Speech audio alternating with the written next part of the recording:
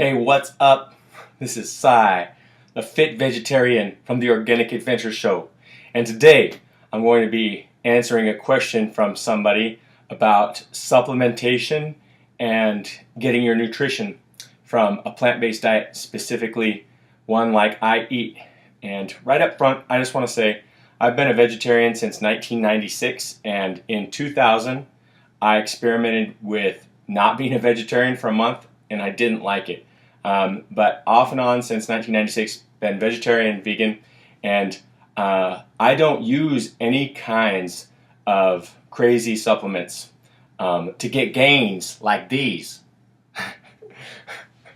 I'm all natural. I have used some vegetarian protein powder before, but I haven't even used that for about 6 months or so. And I don't know if you really need it or not. But I had this question right here. Let me see if I can get it here.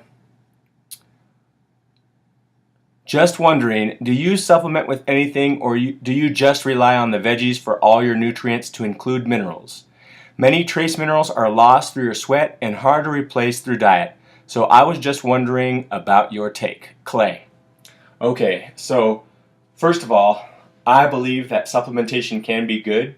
If you're not getting enough of something, then it makes sense that it would probably be good to supplement with it or figure out how to get more of it from your food.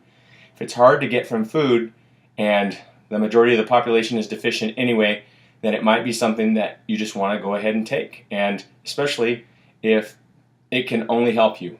And so there are two main supplements. I should say there's three main supplements that I take on a regular basis, and maybe there's more. I'm going to go through this step by step so you'll know what I'm talking about. But I use vitamin B12. I use it in methylcobalamin, or as methylcobalamin. That is the kind that your body can use readily, and it's much better than cyanocobalamin. And most vegans, vegetarians, and omnivores are deficient in vitamin B12, so it just makes sense that it's a necessary nutrient, so it makes sense that you want to make sure you're getting it. Most smart vegans and vegetarians do supplement with it. There are a lot of them that say you can get it from other sources like chlorella and spirulina. The problem is it's not always human active B12, and there are things called analogs that look like B12 to your body. They take up the receptor sites in your body of B12 and block real B12. And so sometimes the chlorella or spirulina might contain those analogs. On the other hand, I, for many years, didn't supplement with B12, and I felt okay. I know many people will say, oh yeah, but could take 20 years for you to fill a B12 deficiency. But one way or another, I supplement with B12, so do my kids and my wife, and I don't plan on stopping that supplementation. Also, vitamin D3, just overall good. Even if you're getting out in the sun, it's still a necessary nutrient, and it's going to help you with your immunity. It's also good for your bones and a number of other things. So just a good thing to take. There is now vegan D3. D2 is okay if you're skeptical and you want to get a real veggie source, but there is vegan D3, and you can definitely find that. I use a vegan D3. So if you want to get vitamin D from the sun, here's a helpful tip for you. Don't wash your skin within 24 to 48 hours. In fact, you should probably wait 48 hours to wash the parts of your skin that were exposed to the sun if you really want to get good vitamin D absorption. And the reason why is your skin, the oils on your skin, that's where your vitamin D is manufactured from. And if you use soap on your skin, you take those oils off, and with that, you diminish or completely eliminate your vitamin D manufacturing from your body. So there's a tip for you to get more vitamin D from the sun. And another nutrient that I take on a regular basis is iodine. And a lot of people are deficient in this mineral, and it's good for a number of reasons to take. It's probably the first and most important nutrient to use for somebody who is pregnant to prevent developmental disabilities in the form of mental disabilities in your child.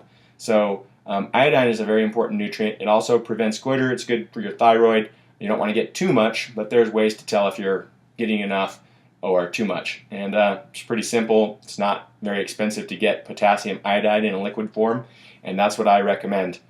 If you're using iodized salt, then you probably don't want to take iodine, but that's a whole nother video. So, going on, those are the main nutrients. Those are the only supplements that I take on a regular basis.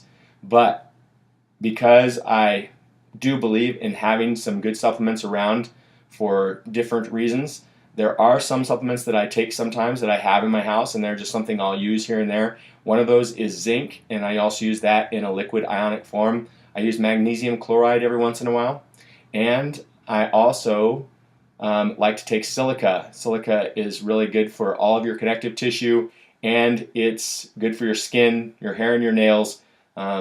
It's been said to prevent some pretty bad diseases like arthritis and Alzheimer's disease, but I'm not making those claims. I'm just saying what I read and I tend to believe.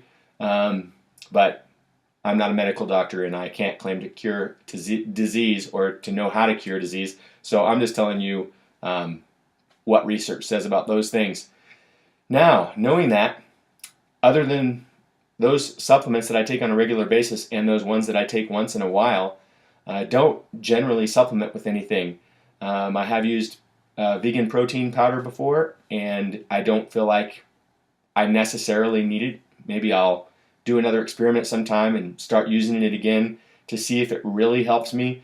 But I think if you're eating enough food, and especially if you're getting enough fresh fruits and vegetables for your calorie needs, you're going to get enough protein and all of the amino acids you need if you have a varied plant-based diet. And you can include some beans and rice and some other grains, including quinoa and amaranth and millet. And I think that is about all I want to say for today. So I hope you enjoyed watching this very educational video. And I would ask you to please leave your comments below the video, whether you're on YouTube or you're on my Fit Vegetarian website on the web. And I am very excited today. I'm all pumped up. So thanks for watching. I'll see you next time. Have a great, great day.